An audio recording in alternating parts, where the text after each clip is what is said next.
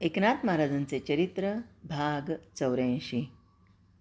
कली माझी ना दिना उद्धराया, महाविष्णू तीर्ण झाले धराया, जेही तारिले ही दीनानाथा, नमस्कार माझा सद्गुरु एकनाथा. अवधूत चिंतन श्री गुरुदेव दत्त, दत्तात्रय जनार्दन श्री एकनाथ महाराज की जय. नाथ महाराज सगळ्या लोकांना म्हणाले, लोक हो, आज मी युद्धकांडाचे 44 अध्याय पूर्ण केले आहेत. आता 45वा अध्याय गावबाला लिहायला सांगू. मग आपणच पाहाल की माझ्यापेक्षा तो कुठेच कमी नाही. अरे भावार्थ रामायण वाचणाऱ्या पुढच्या पिढ्यांना तर ओळखूसुद्धा येणार नाही की एकनाथ कुठे थांबले आणि गावबावानं कुठून सुरुवात केली. गुरूंची आज्ञा शिरसावंद्य मानून त्यांचा शुभाशीर्वाद घेऊन गावोबानं मोठ्या विश्वासानं 45वा अध्याय लिहून काढला. एकनाथ महाराजांनी तो सगळ्यांना वाचून दाखवला. सारा श्रोतृवृंद थक्क झाला. त्यांनी तोंडात बोट घातलं. हे झालं कसं? नाथ महाराज म्हणाले, श्रद्धावान लभते ज्ञानम, ही भगवंताची उक्ती सार्थ आहे ना. अहो, या श्रद्धेसाठी वयाची अट नाही, स्त्री पुरुष हा लिंगभेद नाही, उच्च नीच असा भेदभाव नाही, अगर बुद्धिमान अडाणी असा फरकही नाही. निष्ठावंत भाव असणं महत्त्वाचं असतं आणि तोच भाव आपल्याला, तीच श्रद्धा, तीच निष्ठा आपल्याला तारून नेते. लोकांनी टाळ्या वाजवून आनंदानं गजर केला. भानुदास एकनाथ, भानुदास एकनाथ, जनार्दन एकनाथ, पुंडलिक वरदा हरी विठ्ठल, पांडुरंग हरी वासुदेव हरी, पुंडलिक वरदा हरी विठ्ठल. होळी पौर्णिमा झाली आणि एकनाथ महाराजांचं घर पाहुण्या रावळ्यांनी गजबजलं. भजन कीर्तनाचा जल्लोष उडाला. गावगावच्या भजनी दिंड्या प्रतिवर्षाप्रमाणे पैठणात येऊन दाखल झाल्या. अमाप अन्नदान होऊ लागलं. हा उत्सव म्हणजे साऱ्या पैठण नगरीचा स्वतःचा उत्सव. इथे कुणीही कामचुकारपणा करत नव्हतं. त्यामुळं तर उत्साहाला उधाण आलं होतं. एकनाथ महाराज शांत चित्त होते. फक्त उद्धव आणि हरिपंडित धास्तावलेल्या मनस्थितीत होते. या उत्सव समाप्तीची सांगता कशी होणार हे सांगता येत नाही. दोघंही कार्यात मग्न होते, पण त्यांचं चित्त अस्थिर होतं. त्यांचं मन वारंवार हेलावत होतं आणि भविष्यात डोकावण्याचा प्रयत्न करत होतं. एकनाथ महाराज भोगवादी संसारात राहून कमलपत्रवत त्यागी होते.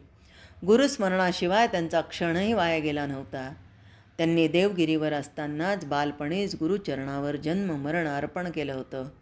जन्ममरण ज्या वासनात्मक लिंगदेहाशी निगडीत असतं, तो लिंगदेह गुरुकृपेनं केव्हाच भस्मसात झाला होता.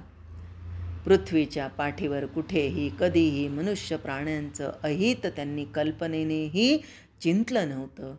ज्या ज्या अज्ञानी जीवांनी त्यांना शारीरिक मानसिक कष्ट दिले, ते सारे समुद्रवत गंभीरपणं एकनाथ महाराजांनी पचवले आणि त्यांचा उद्धार केला. असे हे सकल लोक सुहृद भूतदया वल्लभ भगवत भक्त शिरोमणी एकनाथ महाराज सगळ्यांच्या गळ्यातला ताईत बनले होते. फाल्गुन वद्य षष्टीचा दिवस उगवला. तो रविवारचा दिवस होता आणि रवी मीन राशीत होता. एकनाथ महाराजांनी कुलदेवता रेणुका, श्री दत्तात्रय, विजयी पांडुरंगाची पंचामृत पूजा केली. गुरुपादुकांवर अभिषेक करून षोडशोपचारे पूजा केली. वाड्याबाहेर शेकडो लोक गोळा झाले होते. नैवेद्य दाखवून आरती झाली. जेवणाच्या पंक्ती उठायला सुरुवात झाली. सकाळपासून दगदग झाल्यानं एकनाथ महाराज आपल्या शयनगृहात विसाव्यासाठी गेले. त्यांना किंचित ग्लानी आली, पण अर्धजागृत अवस्थेत कोणीतरी बोलत असल्याचा त्यांना भास झाला.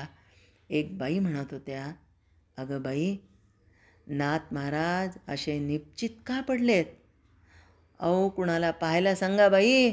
मग अशी गंगा म्हणत होती, बाबांना जरा श्रम झालेत. दुसरी म्हणाली, अगं बाई, हा एवढा संत पुरुष तुमच्या आमच्यासारखाच इहलोक सोडून जाणार की काय?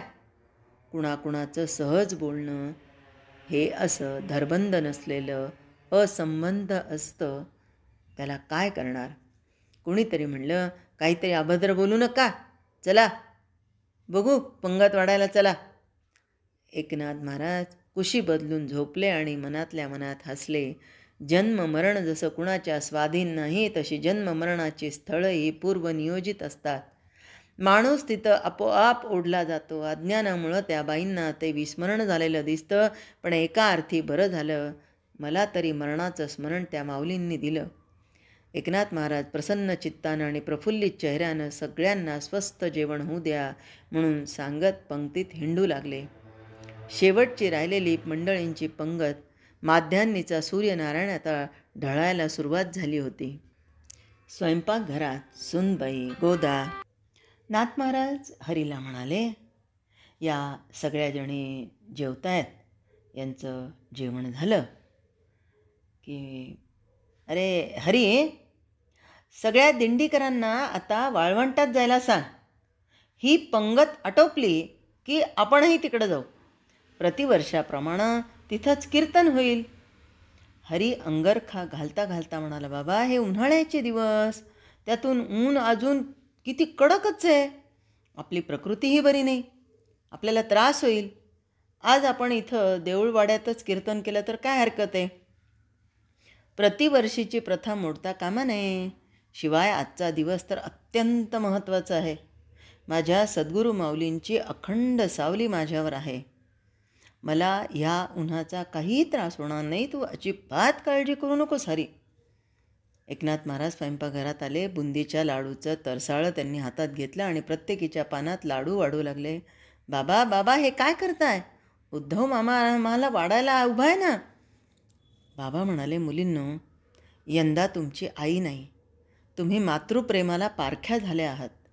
तेव्हा मी तिच्या भूमिकेतून तुम्हाला गोड घास भरवायला आलो आहे. पण तिच्या प्रेमाची सर कशी येणार? गोदावरी म्हणाली, बाबा तुम्हीसुद्धा आम्हाला माऊलीचं प्रेम देता बरं. आमची भावजयही कशात कमी पडू देत नाही. एकनाथ महाराज म्हणाले, पुरुषाची माया कितीही केलं तरी कोरडीच. त्या मायेला ओलावा कमीच असतो. पुरुष किंचित अलिप्त दुराव्यानं वागतो. तुमच्या बायकांच्यात म्हण आहे ना, माय मेली की बाप मावसा होतो. ती म्हण अगदी बरोबर आहे. गंगाचे डोळे पाण्यानं डबडबले. मामांजींच्या समोर तर कमळा संकोचली होती, पण हात खोळंबून तशीच बसली. एकनाथ महाराज म्हणाले, शेवटचा गोड घास खा. तुमची जेवणं आटोपली की आम्ही घाटावर कीर्तनाला जाऊ. एकनाथ महाराज आपल्या बैठकीत आले. त्यांनी अंगरखा बाराबंदी घातली. अंगावर उपरणं घेतलं. डोक्याला रुमाल बांधता बांधता त्यांना गिरजाबाईंचं स्मरण झालं. त्याबरोबर त्यांनी पानदान उघडून विडा लावायला सुरुवात केली. जेवणानंतर पतीला विडा द्यायला त्या कधीही विसंबत नव्हत्या. विडा तोंडात ठेवून ते बाहेर आले. गंगा, गोदा, कमळाबाईंनी त्यांना वाकून नमस्कार केला. येतो ग मुलींनो, असं म्हणून त्यांनी तिघींकडे स्नेहार्द नजरेनं पाहिलं. हरी, उद्धव, गावबासह ते घाटावर निघाले.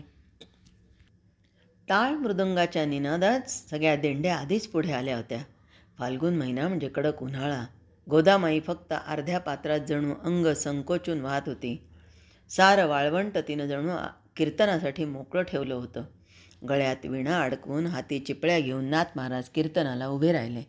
त्यांच्या पाठीशी टाळ घेऊन उद्धव उभा होताच अन्य टाळकरीही अर्धवर्तुळाकार करून नाथ महाराजांना मध्ये घेऊन उभे राहिले. जय जय राम कृष्ण हरी, जय जय राम कृष्ण हरी, जय जय राम कृष्ण हरी, जय जय राम. टाळ लयबद्ध गरजू लागला. अचानकपणे चहूबाजूंनी कृष्णमेघ दाटून आले. उन्हाचा चटका थांबला. सगळ्यांच्या डोक्यावर सावली पसरली. लोक म्हणू लागले, हे असं अवेळी ढग असे कसे आले? शिशिरातच वळीव पडणार की काय? नाथ महाराजांच्या मस्तकावर म्हणे मागे नागोबानं सावली धरली होती. आज या कृष्ण मेघांनी धरलेली दिसते. चला बरं झालं, आपल्यालाही सावली मिळाली. हा संत संगतीचा फायदा आहे बरं का, कुणीतरी समाधानानं म्हणालं. रामकृष्ण हरीच्या गजरात नाथवाणी प्रवाहित होऊ लागली. नाथवाणी म्हणजे साक्षात ज्ञानामृताची जान्हवीच. चातकाच्या आतुरतेनं लोक नाथमुखीचे अक्षर कर्णसंपुटात साठवू लागले. जय हरी.